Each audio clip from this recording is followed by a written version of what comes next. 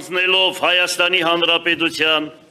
Շիրակի մարզի Գյումրի քաղաքի ղեկավարի պաշտոնը, երդվում եմ համայնքի ղեկավարի լիազորությունները իրականացնելիս պահպանել Հայաստանի Հանրապետության սահմանադրությունը, օրենքները, համայնքի ավականու որոշումները, ազնվորեն և բարեխղճորեն կատարել համայնքի ղեկավարի լիազորությունները, ծառայել քաղաքի բարգավաճմանը,